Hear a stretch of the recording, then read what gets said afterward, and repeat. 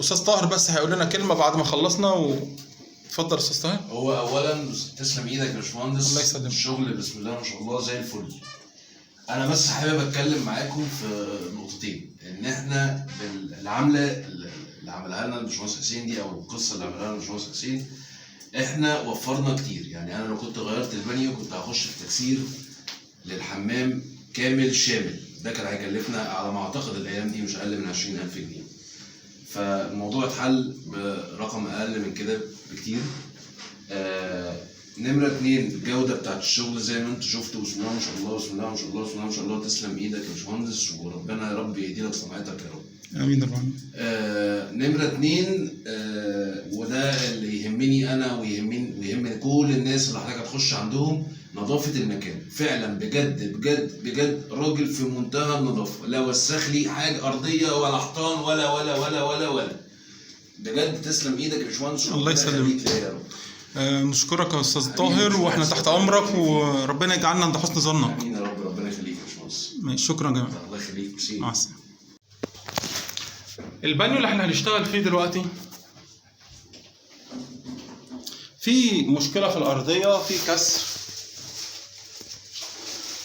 طبعا هو كان حاول يعالجه بالمادتين، حاول يقفل الاخرام ديت بالمادتين.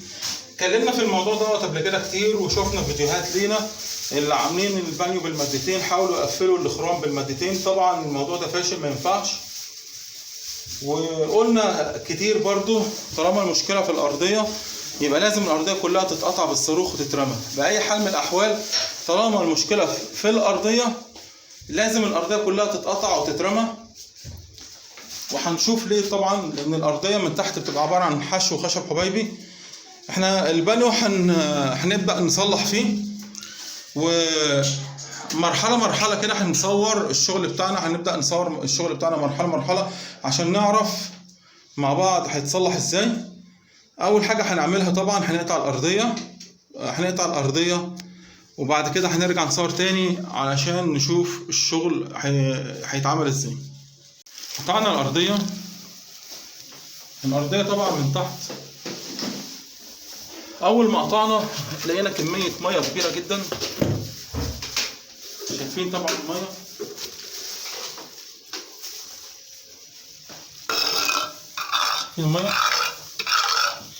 الميه كانت اكتر من كده كمان. الميه اول ما ضربنا بالصاروخ الميه كانت طالعه منها زي النافوره بالظبط. شايفين كل دي كميه ميه. دي الارضيه نفسها بقى اللي احنا طلعناها، ارضيه شاربه ميه وتقيله، لان الارضيه من تحت عباره عن خشب حبايبي اهي، باين طبعا اهو. احنا مش عاوزين نفتحها عشان ما نبهدلش المكان. في النص بيبقى فيه حشو خشب حبايبي اللي احنا شايفينه في الكاميرا دلوقتي. الخشب شارب ميه كتير. طبعا احنا شفنا الميه اللي في الارضيه قد ايه، دي كلها نازله من جوه مطرح ما الخشب شرب. دي الزيادات، يعني الميه دي هي دي الزيادات. دي الارضيه اهي.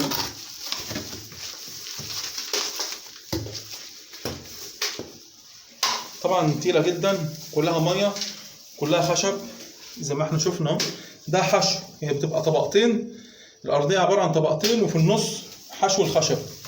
عشان في ناس بنقول الارضيه بتبقى فيها خشب، هم بيعتقدوا ان السباك او اللي ركب البانيو هو اللي حاطط الخشب. لا، الخشب ده اصلا في التصنيع. طبعا المنظر صعب. باينه طبعا الارضيه ازاي مصوفه من تحت اهي. تحت كلها مصوفه ان دي ميه راكده، واكيد طبعا راكده بقى لها فتره طويله. فعشان كده المنظر اللي احنا شايفينه ده اهو. اللي هيحصل طبعا زي ما بنعمل في كل الشغل بتاعنا ان احنا هنرمي الارضيه ديت وهننشف وننظف الارضيه من تحت، وهنعمل الجلسه الاسمنت. وبعد ما هنعمل الجلسه الاسمنت هنرجع نصور تاني عشان نشوف مع بعض مراحل الشغل بتاعتنا ازاي. نظفنا الارضيه ورمينا الارضيه القديمه ونشفنا الميه اللي كانت موجوده تحت، وزي ما احنا شايفين عملنا الجلسه الاسمنت. ملينا الفراغات اللي تحت كلها اسمنت. الاسمنت نشف تماما، ما ينفعش نشتغل الا اذا كان الاسمنت ناشف تماما زي ما احنا شايفين. وهنكمل بقيه شغلنا وهنعمل طبقه الفايبر، هنعملها وبعد ما هنعملها هنرجع نصور تاني. فصلنا الفايبر على قد الارضيه، عملنا الفايبر بعد ما عملنا الجلسه الاسمنت على طول زي ما احنا شايفين. وهنكمل شغلنا وهنعمل اول طبقه اكليريك، علشان الشغل هنعمله طبقتين مش هنعمل طبقه واحده، هنعمل اول طبقه وبعد ما هنعملها هنرجع نصور تاني عشان نشوف الشغل عملناه ازاي. عملنا اول طبقه اكليريك اللي احنا شايفينها دلوقتي. الطبقه دي كافيه تماما ان هي تكون الارضيه الثابته للبانيو. يعني لو الارضيه كان لونها لون البانيو كنا ممكن نكتفي بيها، هي طبقه واحده بس طبقه سمكها كبير وطبقه يعني قويه جدا ومتينه جدا، واحنا بنجرب في كل شغلنا وبنشوف ازاي ان هي طبقه واحده وبتبقى قويه جدا. وهنعمل كده دلوقتي برضو، هنشوف ازاي ان الارضيه قويه جدا. هنسمع مع بعض. سامعين؟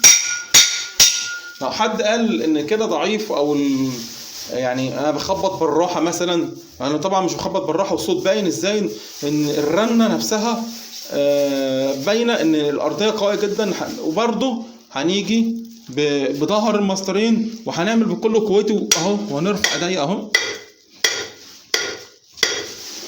شايفين؟ انا في كل حته بعمل اهو. الارضيه قويه جدا جدا جدا، مش خايف ولا قلقان ولا اي حاجه. ومعانا استاذ طاهر برضو هنخليه يجرب بنفسه علشان يتاكد ويطمن برضو اهو. انا هحاول اكسره قدر الامكان. ماشي. طبعا هو يعني بيفتري طبعا على المسطرين ويورينا ازاي ان الارضيه قويه، هو عاوز يطمن وفي نفس الوقت احنا برضو بنصور عشان نوريكم ازاي ان الارضيه قويه جدا جدا. تسلم ايدك يا هندسه. ماشي، تسلم ايدك. الله يسلمك. احنا هنكمل بيت شغلنا. هيتبقى عندنا الطبقه الثانيه والاخيره اللي هي هتبقى بلون البانيو، هنعملها وبعد ما هنعملها هنرجع نصور تاني. خلصنا شغلنا وفتحنا ميه، عملنا الطبقه الثانيه بلون البانيو. اللون طلع ممتاز زي ما احنا شايفين، نفس لون البانيو. الميه مفتوحه. الهدف طبعا ان احنا بنجرب الميول، بنشوف ازاي الميول بتاعتنا مظبوطه.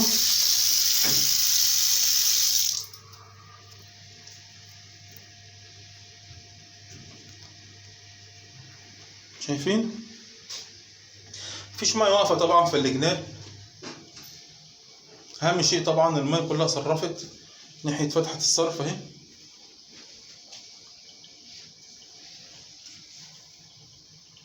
الميول مظبوطه جدا، واضح طبعا اهي الميه صرفت لحد اخر نقطه. وبكده احنا خلصنا شغلنا وعالجنا المشكله بتاعتنا في اقل وقت ممكن، من غير ما نغير البانيو، من غير ما نكسر السيراميك، من غير بهدله في المكان.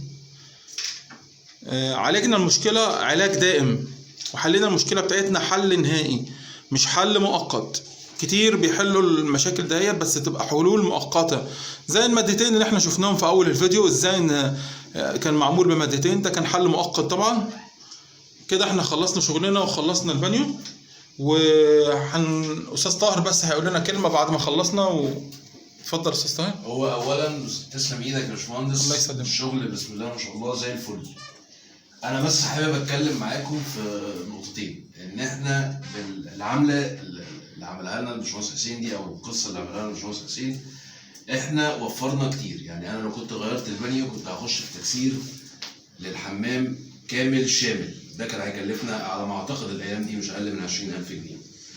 فالموضوع اتحل برقم اقل من كده بكتير. نمرة 2، الجودة بتاعت الشغل زي ما انتوا شفتوا، بسم الله ما شاء الله بسم الله ما شاء الله بسم الله ما شاء الله. تسلم ايدك يا باشمهندس، وربنا يا رب يهديلك صنعتك يا رب. امين طبعا. نمرة 2، وده اللي يهمني انا ويهم كل الناس اللي حضرتك هتخش عندهم، نظافة المكان. فعلا بجد بجد بجد راجل في منتهى النظافة، لا وسخ لي حاجة أرضية ولا حيطان ولا ولا ولا ولا ولا. بجد تسلم ايدك يا باشمهندس. الله يسلمك. نشكرك يا استاذ حبيبي طاهر، مش واحنا عايز تحت شكراً. امرك، وربنا يجعلنا عند حسن ظنك. امين يا رب، ربنا يخليك يا باشمهندس. ماشي، شكرا يا جماعه، الله يخليك، ميرسي. مع السلامه.